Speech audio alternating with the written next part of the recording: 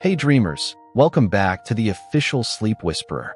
Tonight, we're not just listening to a story, we're drifting through one. So before you settle in, take a deep breath, let the noise of the day fade away. And if you haven't already, subscribe for more quiet journeys into calm and wonder. I invite you to dim the lights, let the soft hum of your room become the soundtrack, and let my voice guide you gently into sleep, one whisper, one story at a time. Before the first cannon fired, before the world awoke to the thunder of war, there was silence. A silence heavy with tension, like the air before a storm. America, in the middle of the 19th century, was a land of promise and contradiction, a place of sprawling farms, new cities, and restless dreams. But beneath the golden fields and hopeful songs lay a question so deep, so painful, that it divided hearts long before it divided the land. That question was slavery. For decades, whispers of discontent had drifted across the states, carried by the wind from the plantations of the South to the factories of the North. In the South, cotton was king, its white blooms feeding an empire built on enslaved labor. In the North, the hum of machines and the rise of free labor painted a different vision of progress. Two economies, two ideologies, two ways of life, existing under one flag, but growing ever apart. In Congress halls and taverns, in churches and fields, debates turned to arguments, and arguments turned to anger. Politicians pleaded for compromise, the Missouri Compromise, the Compromise of 1850, the Kansas-Nebraska Act, each one a fragile bandage placed on a wound that refused to heal. Every law, every agreement, every handshake felt like it bought peace, but only for a moment. The storm still gathered in the distance. And then came the lightning. In 1852, a quiet woman named Harriet Beecher Stowe wrote Uncle Tom's Cabin. Her words painted vivid pictures of human suffering, of families torn apart, of injustice so raw that readers wept. The book became more than a story, it was a spark. People who had never seen a plantation suddenly felt its cruelty. In the South, her name was cursed. In the North, she was called a prophet. The whispers became shouts. A few years later, John Brown, a man of fierce conviction, decided words were not enough. At Harper's Ferry in 1859, he tried to ignite a rebellion, to arm the enslaved and bring freedom by fire. The raid failed, and Brown was captured and hanged. But as his body swung beneath the gray Virginia sky, his cause became immortal. John Brown's body lies a-moldering in the grave. Soldiers would one day sing, but his soul is marching on. The storm clouds thickened, and then came the election of Abraham Lincoln in 1860, a tall, solemn man from Illinois, who spoke softly but carried an unyielding belief that slavery must not spread. His victory was the final crack of thunder. To many in the South, it meant the end of their way of life. One by one, states began to break away, South Carolina first, followed by Mississippi, Florida, Alabama, Georgia, Louisiana, and Texas. They called themselves the Confederate States of America, and for the first time, the stars on the nation's flag no longer spoke of unity. In the North, disbelief turned to dread. Could a country born from revolution now destroy itself from within? Lincoln, preparing to take office, watched as his beloved Union crumbled piece by piece. He spoke of peace, of compromise, of holding the nation together, but the tides of history are not easily turned by words alone. By the spring of 1861, the storm that had gathered for decades now hung low and dark over the continent. Both sides were certain of their righteousness. Both prayed to the same God, read the same Bible, and sang the same hymns. Yet they prepared to fight one another. Imagine that moment. The scent of early spring, the soft creak of wooden porches, families packing trunks, young men polishing rifles under the lamplight, letters written by trembling hands, mothers to sons, lovers to soldiers, each one sealed with hope, or fear, or both. The nation's heartbeat quickened. The thunder rolled closer. In Charleston Harbor, South Carolina, a lonely Union fort stood surrounded by Confederate guns. Fort Sumter. It was there, in April of 1861, that the silence would finally shatter. But for now, in this fragile moment before the first shot, the world still held its breath. The storm had gathered. The sky was heavy. The land waited. And soon, lightning would fall. When the first whispers of secession turned into action, the United States, a nation barely fourscore years old, began to crack. What had once been called the Union forever was now a country split by invisible lines of belief, economy, and fear. The dream of the founding fathers trembled like a reflection on rippling water. In the North, cities buzzed with disbelief. Newspapers carried headlines about rebellion and betrayal. Men argued in streets and taverns. Could states truly just leave? Wasn't the Union a promise, a sacred bond written not just in law, but in the very heart of America? In the South, there was celebration and sorrow. Church bells rang, flags were raised, speeches were given. The Confederacy declared itself a new nation, built on what its leaders called states' rights. But beneath that phrase, the truth was clear. It was about slavery, the backbone of their economy and the burden of their conscience. Each side saw itself as defending freedom. Each side believed the other had betrayed it. Families were torn apart not by distance, but by belief. Brothers who once shared laughter now argued by letter. One wearing Union blue, the other dreaming of Confederate gray. In border states like Kentucky, Missouri, and Maryland, loyalty became a matter of survival. Imagine it, small villages where neighbors had lived side by side now looked at one another with suspicion. Some homes displayed the stars and stripes. Others hung the newly sewn banner of the Confederacy. The line between them wasn't just drawn on maps. It was drawn through hearts. In Washington, D.C., Abraham Lincoln took his oath of office on March 4, 1861. His speech was calm, almost pleading. "We are not enemies," he said softly, "but friends. We must not be enemies." Yet even as he spoke, letters carried orders for war. Lincoln's greatest fear was not battle, it was disunion. He knew that if one part of the country could simply walk away, the very idea of a United States would collapse. But his opponents saw it differently. To them, the Union had broken its promise by threatening their way of life, their wealth, their pride. And so, while Lincoln called for patience, others called for powder and guns. That spring, Jefferson Davis was sworn in as the President of the Confederate States. Around him, the new government took shape, drafting a constitution, forming an army, preparing for what they called the defense of Southern liberty. In the North, volunteers gathered. Young men, most no older than 20, lined up outside recruitment offices, believing the war would last only a few months. Bands played patriotic songs, mothers waved handkerchiefs, fathers stood silent. In the South, pride and dread mingled. They too believed the war would be short, that courage alone would carry them to victory. No one, not in Richmond, not in Washington, could yet imagine the rivers of blood to come. As both nations armed, even language began to divide. Union and Confederacy. Yankee and Rebel. Us and them. The songs changed, too. One side sang the battle cry of freedom, the other Dixie. By April, the final line had been crossed. Confederate guns in Charleston were aimed squarely at Fort Sumter, still held by Union troops. For weeks, they watched each other in silence, the fort's flag fluttering defiantly in the wind. Supplies dwindled, but they refused to surrender. Then, on April 12, 1861, as dawn broke, the first cannon roared. The sound echoed across the harbor, a deep, thunderous note that shattered the nation's uneasy calm. The war had begun. For 34 hours, smoke filled the sky. The walls of Fort Sumter cracked, fire spread, and at last, the Union soldiers lowered their flag. No one died in the bombardment, not yet. But the echo of those first shots carried far beyond Charleston. Men rushed to enlist. The North rallied behind Lincoln's call for 75,000 volunteers. The South answered with defiance, and more states, Virginia, Arkansas, Tennessee, and North Carolina, joined the Confederacy. The Union was broken. The nation divided, brother against brother, father against son. And as the smoke cleared from Fort Sumter's ruined walls, America, once young and hopeful, looked at itself in the mirror of history and saw a stranger staring back. The cannons had spoken. On a quiet April morning, the world changed forever.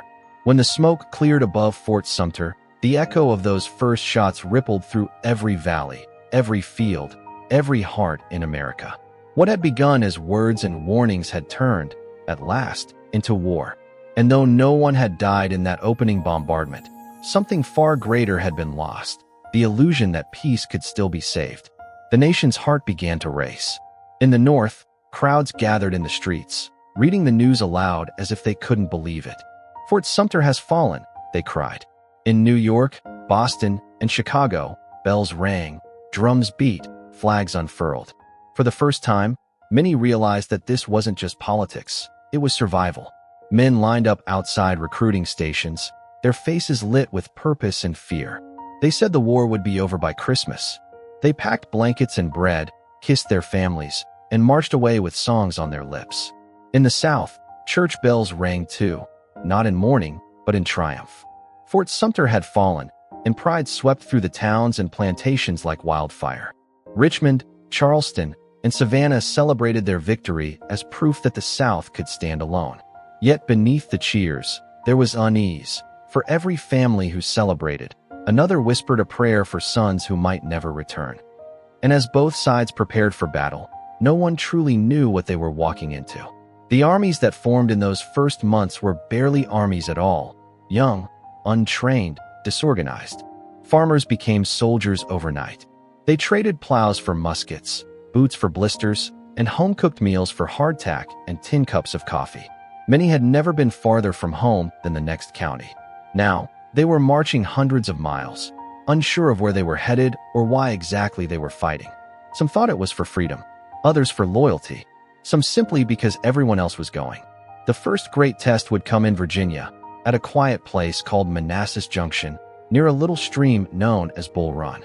In July 1861, the Union Army, full of confidence and inexperience, set out from Washington. Civilians followed behind in carriages, carrying picnic baskets, eager to watch the glorious victory. The sun was hot, the air thick with dust, and somewhere, faintly, a bugle sounded. But when battle came, it was not glorious. The roar of cannon fire echoed through the hills, smoke rolled across the fields, and confusion ruled the day. Men couldn't hear orders. Horses panicked. Gunpowder burned their eyes. The screams of the wounded mixed with the thunder of guns. It was here that many soldiers, young and proud, learned the truth of war. They had imagined bravery, banners, and honor. Instead, they found chaos.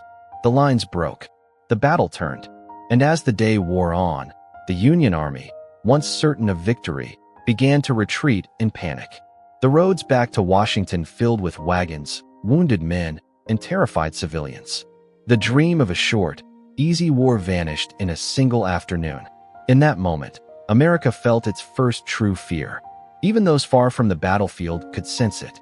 Telegraphs carried the news faster than ever before. The wires hummed with stories of disaster and death. For the first time in history, families could read about battles almost as they happened, and the nation's collective heart began to ache. In small towns, mothers waited by the post office for letters that never came. In city squares, names of the dead were read aloud, names that would only grow longer as the months went on. The South, too, learned hard truths. Their victory at Bull Run came with a terrible cost. Wounded men filling barns and churches, wagons piled with bodies, doctors working by candlelight with trembling hands. There were no real hospitals, no trained nurses, no system to care for the broken.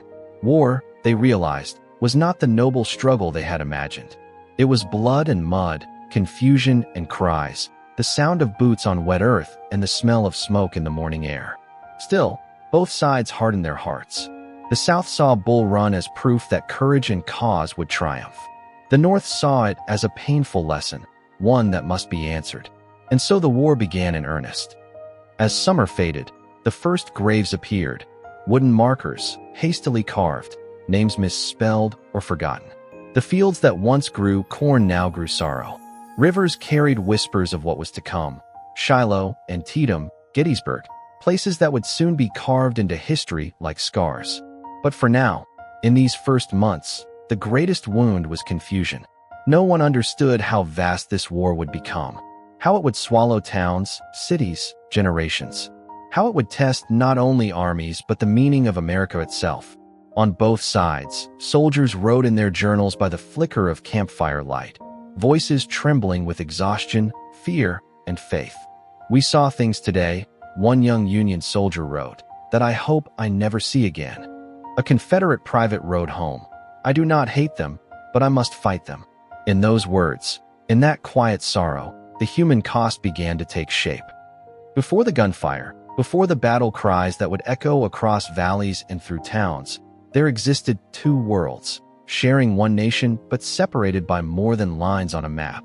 The North and the South, like twin hearts beating to different rhythms, pulsed with distinct dreams, fears, and ways of life. To understand the Civil War, one must first walk quietly through both of these worlds and listen to how differently they breathed. In the North, the hum of industry filled the air. Smoke rose from tall chimneys, blackening the skies above bustling cities like New York, Boston, and Philadelphia. Streets were lined with clattering horse-drawn carts, merchants calling out, and workers hurrying through the fog of progress. The sound of machinery was the rhythm of life here, a symbol of a future being forged by human hands. Factories turned raw materials into goods, railroads stitched states together, and immigrants poured in, bringing new languages, songs, and ideas. The North believed in expansion through innovation, a land where ambition and opportunity drove the pulse of every day. Education was spreading, too. Schools and universities blossomed, especially in the growing towns of New England. Books and newspapers filled shelves, carrying ideas about democracy, equality, and moral reform. Among them, whispers began to rise, questions about freedom, about slavery, about what kind of nation America was meant to be. Many in the North didn't see slavery every day, but they felt its shadow. To some, it was a distant evil that had to be ended. To others, it was simply a Southern problem. But as those voices grew louder, a moral tension began to hum beneath the sound of progress, like the deep, quiet rumble before a storm. And then, there was the South, a different rhythm entirely. There, the mornings broke slower, stretching across golden fields of cotton, tobacco, and sugar. The sun rose over wide plantations and small farms alike, its light falling on the hands of enslaved men, women, and children who worked from dawn until dusk. Theirs was a world of forced labor and quiet suffering, a rhythm of endurance passed from one generation to the next. For the plantation owners, life seemed orderly, elegant, and rooted in tradition. Their wealth and status were built on land and on the lives of those they claimed as property. To them, this was not cruelty, it was the way things were, as natural as the soil beneath their boots. Southern towns moved at a gentler pace than the North. Conversations stretched long beneath oak trees draped in Spanish moss. Sundays meant church, and church meant both faith and hierarchy, where people sat, how they were seen, how they were remembered. Honor, pride, and family legacy were the pillars that held Southern identity upright. But beneath the calm exterior, there was a growing sense of unease, a whisper that the old way of life might not last forever. Economically, the contrast between the two worlds was stark. The North was building machines. The South relied on human bondage. The North was diversifying its industries. The South was bound to its fields. This imbalance created a silent resentment. Southerners felt judged, misunderstood, and cornered by the North's moral preaching. Northerners, on the other hand, felt frustrated by what they saw as the South's stubbornness and cruelty. These weren't just political differences, they were differences of identity. Imagine a dinner table conversation between two families, one from Boston, one from Charleston. Both believed deeply in the American dream, yet each spoke of it in different tones. To the Northerner, that dream meant progress and invention. To the Southerner, it meant preserving a cherished way of life. Neither saw the other clearly. And as the years passed, that misunderstanding hardened into distance, and distance into anger. Even nature seemed to echo their division. In the North, iron bridges spanned roaring rivers, linking cities like veins of steel. In the South, rivers wound lazily through the countryside, reflecting cypress trees and the weight of humid air. The climate shaped the culture. The fast winters of the North bred urgency and resilience. The slow summers of the South nurtured patience and pride. Both were beautiful, both were flawed, and both were on a collision course neither could escape. When the first whispers of secession began, many didn't truly believe it would come to war. After all, weren't they one people? Weren't they bound by the same founding fathers? the same flag, the same prayers? Yet deep down, both sides sensed that something unbridgeable had grown between them. A moral canyon, wide and dark, cut by decades of misunderstanding, greed, and fear. And so, when war finally came, it wasn't only armies that clashed. It was ideals. It was the rhythm of two civilizations meeting head-on, each convinced of its righteousness.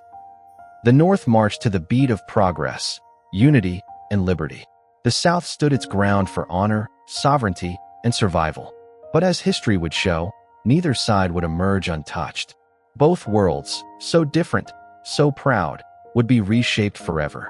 Cities would fall silent, fields would burn, and songs once sung with pride would turn into echoes of loss. And beneath it all, the humanity remained. Brothers against brothers, fathers against sons, hearts breaking quietly in the same night sky that stretched across both north and south. Two worlds, still under one heaven. War, by its nature, is a series of moments, some forgotten, others etched forever into the memory of nations. The American Civil War, once filled with patriotic fervor and marching bands, soon turned into something darker, heavier, and deeply human.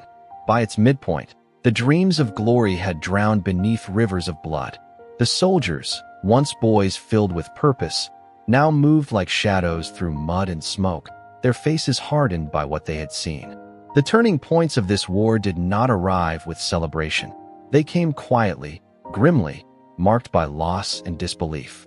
Each one was written in blood, not ink. It began at Shiloh, in the spring of 1862.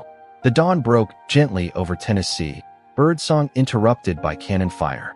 Two armies, Union and Confederate, met in what they thought would be a swift encounter. But the battle became a slaughter. Men who had never fired a gun at another human being found themselves standing over fallen comrades, the earth soaked red around them. By the time it ended, more than 23,000 soldiers lay dead, wounded, or missing. Shiloh changed everything. The illusion of a quick war was gone forever. Soldiers realized that this was not about honor, it was about survival. From there, the war deepened into a relentless storm. Antietam came next, the bloodiest single day in American history. The sun rose on September 17, 1862, over fields of corn near Sharpsburg, Maryland. By nightfall, nearly 23,000 men were dead or injured. The battle lines shifted back and forth through smoke and chaos. The Dunker Church, once a place of prayer, became a silent witness to carnage. The creek that flowed nearby ran red. For those who survived, Antietam was not just a battle. It was a revelation of humanity's capacity for destruction. Yet, from that horror came a shift. President Abraham Lincoln, heavy-eyed and burdened, saw an opening. Antietam, though not a decisive victory, gave him the ground he needed to announce something greater. The Emancipation Proclamation. With trembling resolve, he declared that all enslaved people in Confederate-held territories would be free. It was a moral turning point, one that redefined the war itself. No longer just a battle to preserve the Union, it became a fight for human freedom. But freedom, like peace, demanded sacrifice.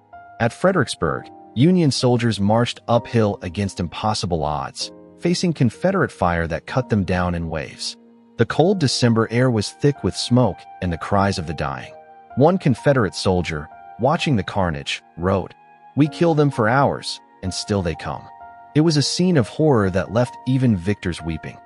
Then came Chancellorsville, where the brilliance of Confederate General Robert E. Lee shone brightest and dimmed forever. Outnumbered, he divided his forces and achieved a stunning victory. Yet it was at this triumph that tragedy struck. Stonewall Jackson, his most trusted general, was accidentally shot by his own men. As he lay dying, he murmured, "Let us cross over the river and rest under the shade of the trees." His loss broke the Southern spirit in ways no bullet could. Even victory had begun to taste like ash. By 1863, the war had consumed everything: fields, towns, and hope. Every victory felt hollow, every defeat unbearable. Mothers received letters that began with, "We regret to inform you," far too often. Children learned to recognize the sound of distant gunfire before they learned to read. The battles had become symbols of something greater. Shiloh, Antietam, Fredericksburg, Chancellorsville. all names that would forever echo through the corridors of American history. They were milestones on a path paved with pain, yet each one pushed the nation closer to an irreversible truth. The cost of division was too great to bear. And through it all, soldiers on both sides began to ask the same quiet question in the dark of night. Why? Why did so many have to die for politics, for pride, for power? The answers never came easily. Perhaps they never will. In campfires after battle, the silence spoke louder than any sermon. Men cleaned their rifles and whispered names of those they'd never see again. Some prayed, others cursed, but all carried the same heavy knowledge, that history was being written through their suffering. The war's turning points were not grand moments of triumph. They were slow realizations born from grief, that the land itself was bleeding, that humanity was being tested, and that whatever came next, no one would emerge untouched. By 1863, America had changed.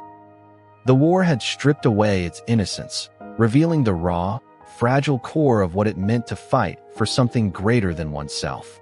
The soldiers no longer marched with cheers, they marched with memories. And beneath the gunpowder haze, the nation began to understand freedom, unity, and peace could never be handed down easily. They had to be earned, one painful heartbeat at a time. The road ahead still stretched long and uncertain. But from this crimson soil, a new purpose began to grow, one that would soon be tested at a place called Gettysburg. The year was 1863, and the Civil War had grown far beyond what anyone could have imagined. What had begun as a series of sharp clashes between North and South was now a vast, consuming storm, sweeping across plains, mountains, and coastlines. It was no longer just a soldier's war. It was a nation's trial by fire. The map of America had become a theater of chaos. From the Chesapeake Bay to the Mississippi River, smoke curled into the sky like ghostly ribbons. Trains rattled endlessly through the night, carrying supplies, soldiers, and the wounded. The war was no longer confined to distant fields. It had entered every home, every heart, every breath of the divided nation. The North, with its factories and railroads, began to transform into a machine of war. Cities like Pittsburgh, Chicago, and New York pulsed with the rhythm of industry. Steam engines shrieked, foundries burned through the night, and the clang of iron echoed like a heartbeat of determination. Women took up the work of men, sewing uniforms, rolling bandages, and tending to the endless flow of the wounded returning from the front. The Union's war effort was not only fought with rifles, but with coal, iron, and willpower. In the South, the struggle took on a more desperate hue. Their fields, once rich with cotton and tobacco, were now scarred by trenches and graves. Towns that had thrived on trade found themselves strangled by the Union blockade. Food grew scarce. Shoes were worn to rags. Yet still, the Confederacy held its spirit, defiant, proud, and burning with the belief that endurance might yet deliver victory. And then came the new tools of war. Ironclad ships, their metal sides gleaming like beasts of myth. At sea, wooden vessels that had ruled for centuries met their end. The Monitor and the Merrimack clashed off Hampton Roads, changing naval warfare forever. Bullets became more accurate, cannons more powerful, and for the first time, the telegraph carried news of victory and loss faster than any rider could deliver it. The world was watching America transform its pain into progress, an evolution born in smoke and blood. The war expanded not only across land and water, but into the hearts of people who had once been voiceless. Enslaved men and women, hearing the echo of Lincoln's Emancipation Proclamation, began to take destiny into their own hands. Thousands fled plantations to seek freedom behind Union lines. Some joined the United States colored troops, fighting bravely for a liberty they had only dreamed of. They carried no illusions. They knew they were not just fighting for a country, but for the right to be human. And as the lines blurred between soldier and citizen, the entire social fabric of America began to shift. Farmers became fighters, teachers became nurses, and once silent towns became fortresses. The home front was no refuge. It was another battlefield. Mothers read casualty lists by candlelight. Children asked questions their parents couldn't answer. Every letter home was both a comfort and a knife edge of fear. As the months stretched into years, the landscape itself bore the scars. Forests splintered by cannon fire, rivers choked with debris, and once green valleys turned to fields of dust and bone. The war devoured men faster than they could be replaced. Disease became as deadly as bullets. Tents filled with fevered groans, and surgeons, working by lamplight, cut and stitched with trembling hands. Yet even in that desolation, there was humanity. Soldiers on both sides shared tobacco across enemy lines on quiet nights. They exchanged stories of home, of mothers, of faith. For a brief moment, they were not enemies. They were simply men caught in history's storm. Then, as dawn came, they lifted their rifles once more. The scale of the war was now unimaginable. What had begun with muskets at Fort Sumter had become an inferno stretching from Virginia's fields to the swamps of Louisiana. Battles like Vicksburg and Chattanooga thundered with intensity as Union forces closed their grip around the Confederacy. The mighty Mississippi River, once the lifeline of Southern trade, now flowed under Union control, a vein severed. And beyond the battlefields, whispers spread across Europe. Britain and France watched closely, weighing whether to recognize the Confederate States. But the Emancipation Proclamation changed everything. The moral tide turned. To side with the South now meant to side with slavery. The Confederacy, once hoping for foreign aid, found itself increasingly alone. By the end of 1863, the war had become total. Every resource, every life, every dream was pulled into its gravity. There was no turning back. The future of America, its soul and its promise, hung in the balance. And so, beneath smoke-choked skies and endless marching drums, a weary people pressed on. The war had expanded beyond geography. It had become a mirror reflecting the deepest truths of humanity: courage, cruelty, faith, and despair. Somewhere in the distance, a bugle called across a shattered field. The echoes rolled on, fading into the mist. The war was far from over, but already, its cost was beyond measure. The summer of 1863 arrived heavy with heat and history. The air itself seemed to tremble, as though the land knew something monumental was coming. Both armies, the weary blue and the determined gray, were moving north, their boots grinding dust into the roads of Pennsylvania. Neither side knew exactly where fate would take them, only that destiny was waiting. And it found them in a quiet town called Gettysburg. The fields around Gettysburg were ordinary once: rolling hills, stone fences, wheat ready for harvest. But on the morning of July 1st, the peaceful landscape became a crucible. It began with small skirmishes, scattered rifle cracks in the mist. But soon, the sound grew into thunder. By midday, the quiet farms had become battlefields, and the air was thick with smoke and cries. Union troops fought desperately to hold the high ground, while Confederate forces pressed forward with relentless force. The hills of Cemetery Ridge and Little Round Top, names that once meant nothing, now became sacred ground. Men fought not for glory, but for inches of earth, each one soaked in blood. For 3 days, the storm raged. July 1st, 2nd, and 3rd, 3 days that would decide the future of a nation. The earth itself seemed to shudder beneath the weight of cannon fire. The sky glowed red at dawn and dusk, not with sunrise or sunset, but with the light of burning barns and gunpowder. On the second day, the battle reached its most desperate edge. At Little Round Top, Union soldiers under Colonel Joshua Lawrence Chamberlain stood their ground against wave after wave of Confederate attacks. When their ammunition ran out, they fixed bayonets and charged, a desperate act of courage that turned the tide of the hill, and perhaps the entire battle. The echo of that moment still lives in history, not as a tale of victory, but of endurance, of faith against fear. Then came the third day, and with it, the most haunting spectacle of all, Pickett's charge. Nearly 12,000 Confederate soldiers emerged from the tree line, marching in perfect formation across an open field nearly a mile wide. Union cannons opened fire, the air shaking with thunder. Shells exploded above and around the advancing gray ranks, yet they kept moving, a solemn tide of courage and desperation. From a distance, it looked almost beautiful, a wave of gray against the green of summer. But as they neared the Union lines, beauty turned to horror. The open field became a slaughterhouse. Men fell in droves, flags dropped and rose again, carried by trembling hands. When it was over, the Confederate line had been shattered.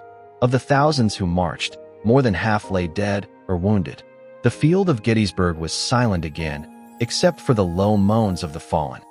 When the smoke cleared, the Confederacy's momentum was broken.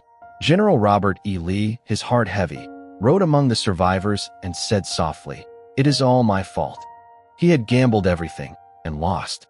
The Army of Northern Virginia retreated southward through the rain, leaving behind a landscape forever changed.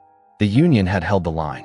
Gettysburg became the turning tide of the war, the moment when the dream of a divided America began to fade, and the long, painful march toward unity resumed. But victory came at a price beyond reckoning. Nearly 51,000 men were dead, wounded, or missing, the largest toll ever seen on American soil. In the days that followed, townspeople walked the fields in disbelief. They found letters, photographs, shoes, and rifles scattered among the dead. They buried the fallen, both Union and Confederate, side by side in the heat of July. It was said that the ground drank so much blood that nothing would grow for years. For months later, President Abraham Lincoln came to dedicate the new soldiers' national cemetery. His words were brief, only 2 minutes, yet they carried the weight of eternity. He spoke not of victory, but of meaning, that this nation, under God, shall have a new birth of freedom. And as his voice drifted across the quiet hills, it seemed as though the earth itself exhaled, weary but hopeful. Gettysburg was no longer just a battle. It had become a symbol of sacrifice, of unity, of the enduring soul of a nation reborn through fire. The tide had turned, not through vengeance, but through the stubborn strength of belief that freedom must survive, no matter the cost. And when night finally fell over Gettysburg, the wind whispered softly through the fields. The war was far from over, but something deeper had changed. Beneath the starlit sky, amid the silence of the fallen, America began, slowly, painfully, to find its way back to itself. By 1864, the war no longer had the pulse of glory, only the heavy rhythm of endurance.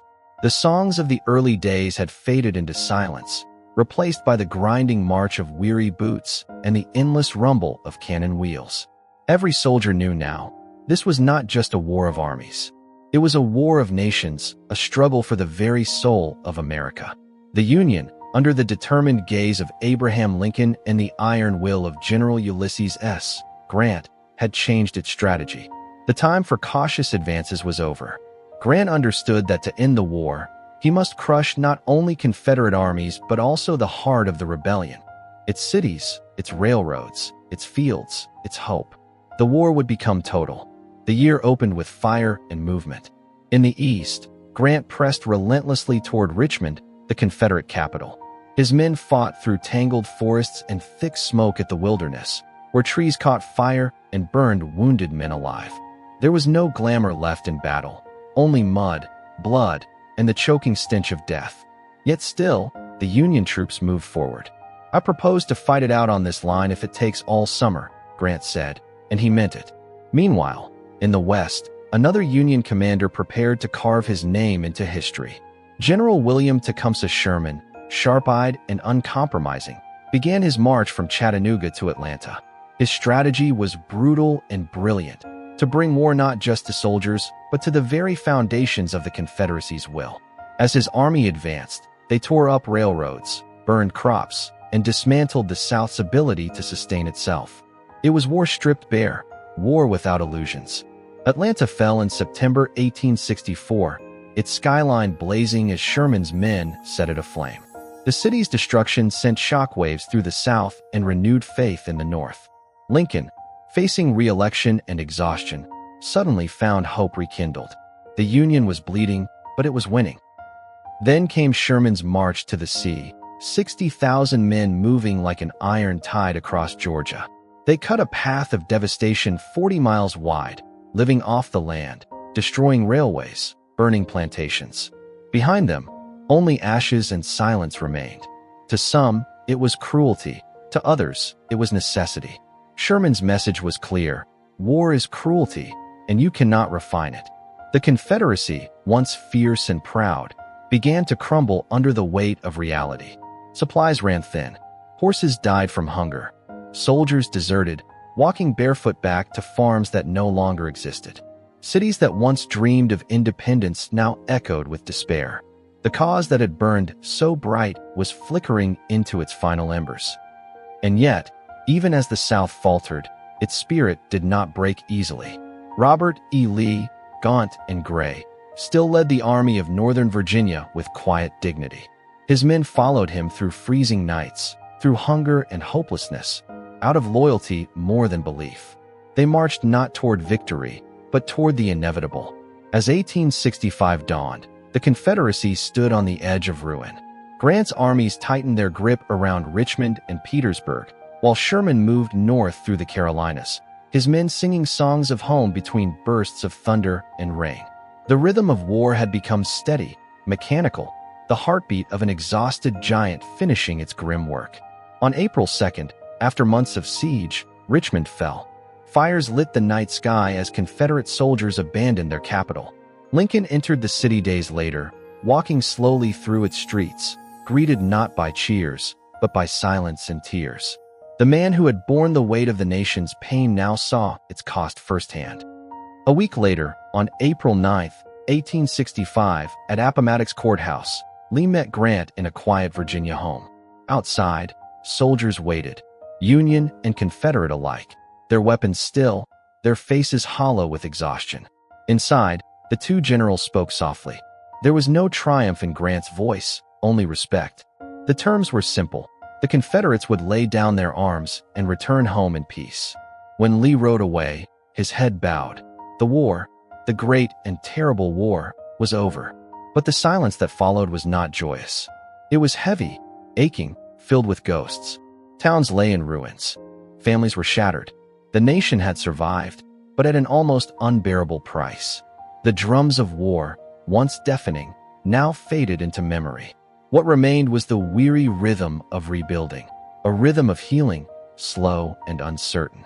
As the last soldiers marched home beneath the spring rain, the banners of blue and gray fluttered quietly in the wind.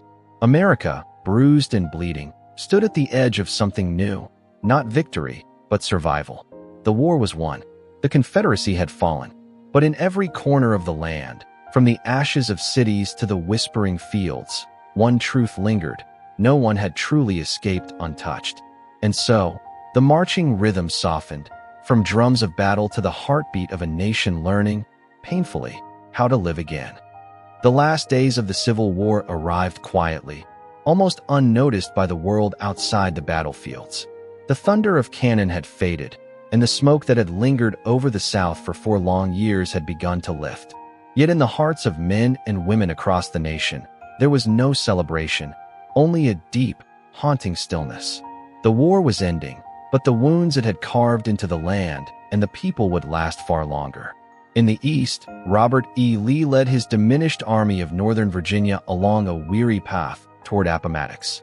Hunger gnawed at the soldiers' bellies, frostbitten toes and hands froze in the early spring chill, and morale teetered between stubborn pride and quiet despair. They were soldiers who had fought for years with courage unmatched, but now courage alone could not fill empty rations or heal shattered bodies. Each step was heavy, each breath a reminder that the dream of the Confederacy was slipping through their fingers. The Union troops, too, were exhausted. Ulysses S. Grant's relentless campaigns had exacted a toll on both armies alike. Soldiers moved in silence through towns burned and abandoned, fields trampled into mud, and forests scarred by artillery. The rhythm of marching, once a drumbeat of purpose, had slowed to a somber cadence. Both sides knew the end was near, yet the shadow of loss lingered over every step. As Lee approached Appomattox Courthouse, he faced a choice no general wants: surrender or risk annihilation.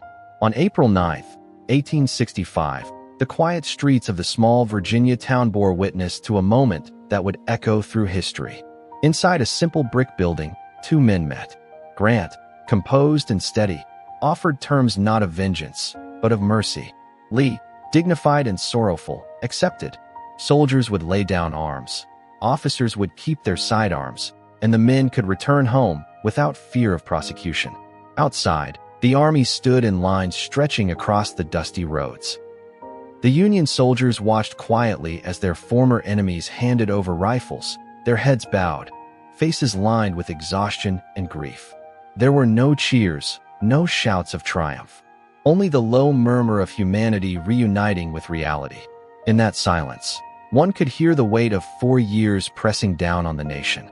Across the South, the news spread slowly.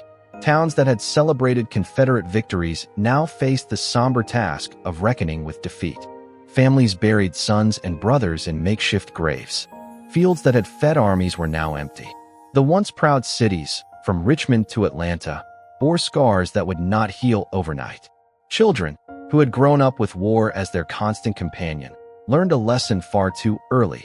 Survival is often quieter than victory. In the North, relief mingled with reflection. The Union had preserved the nation, but at the cost of nearly 620,000 lives. Mothers and fathers grieved quietly, holding the letters that never came, staring at shoes too small, or uniforms folded neatly on empty beds.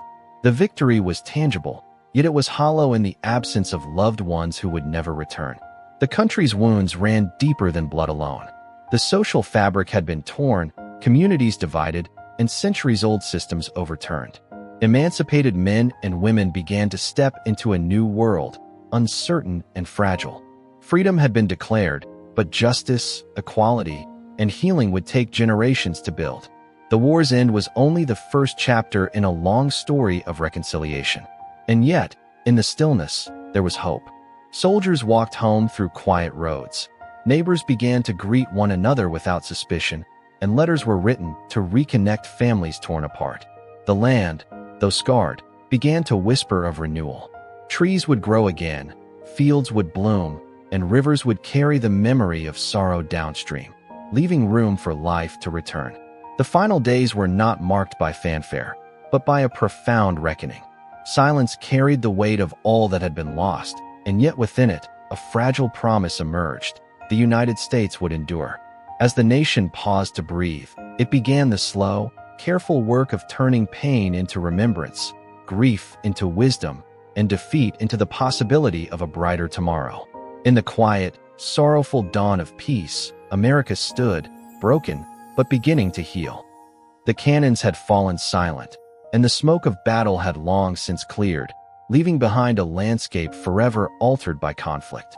Yet even in this stillness, the war's echo lingered, not as noise, but as a quiet resonance carried in the hearts and memories of a nation. This was the echo of freedom, a sound both gentle and profound, reminding every American of the cost at which it had come. In the aftermath, the land itself seemed to pause and breathe. Fields where soldiers had marched now grew green again. Rivers, once thick with mud and blood, ran clear, reflecting the sky above like a mirror of hope. Towns rebuilt slowly, brick by brick, and families reunited, their laughter tentative, fragile, yet deeply human. The war had taken much, but it could not take the spirit that now stirred in the hearts of the people. Freedom, in its deepest sense, was no longer a word written on paper. It had been fought for in sweat, in sacrifice, and in tears. Formerly enslaved men and women began to walk toward new horizons, their steps echoing with the rhythm of dignity long denied. They carried within them stories, knowledge, and a quiet insistence that their life, was no longer subject to the will of another. With every footfall, they reminded a recovering nation that liberty was not simply a promise. It was a responsibility to honor and protect. In cities and countrysides alike, Americans reflected on what had been endured. Mothers wept quietly for sons who would never return, while fathers folded uniforms carefully into trunks, keeping memory alive in fabric and buttons. Soldiers who had survived the battlefields returned home with haunted eyes, carrying stories too heavy to share aloud. And yet, there was a common thread that bound them all, the knowledge that the land they loved was whole once more, though forever marked by the lessons of war. Leaders of the nation, weary and thoughtful, looked forward with a cautious optimism. Abraham Lincoln, though no longer among them, had left a vision not of victory over enemies, but of unity and understanding. His words, etched into the memory of the people, reminded them that a nation could rebuild only if it chose compassion over vengeance, reflection over wrath. Freedom, he seemed to whisper from beyond, was as much about how people treated one another as it was about the rights written in law. The former battlefields themselves became silent teachers. Gettysburg, Antietam, Vicksburg, names that had once echoed with gunfire and anguish, now offered a different lesson. Walkers could feel the weight of courage in the air, the quiet dignity of sacrifice, and the enduring call to remember. It was a gentle, almost spiritual reminder that the price of liberty was real, and that the echoes of those who had given everything would carry on through generations. Yet the echo of freedom was not only about remembering sorrow. It was about embracing hope. Communities began to stitch together the broken threads of their lives, finding ways to coexist, to rebuild trust, and to dream once more. Children who had grown up amid uncertainty now played in fields that had once been battle-scarred. Farmers tilled soil that had known only destruction, and rivers carried both water and promise toward the future. In the quiet moments, the soft wind through the trees, the gentle hum of a distant river, the warmth of sunlight on a recovering town, freedom could be felt in its most profound form. It was a lesson in patience, resilience, and reflection. It reminded every American that liberty, though hard-won, was a living, breathing thing that demanded attention, care, and understanding. And so, as the nation exhaled from the long shadow of war, a deep, reflective calm settled over the land. The echoes of freedom whispered softly, carrying a message across time. The cost had been immense, the path forward uncertain, but the promise of a united, living nation endured. In those echoes, a new story began, one of remembrance, reflection, and the eternal pursuit of a liberty that belongs to all. The Civil War had ended. The nation would never be the same. But in the stillness, beneath the weight of history, the echo of freedom sang, gentle, enduring, and eternal. As you drift to sleep, remember, greatness isn't always shouted. Sometimes it's written in the margins softly, like a whisper.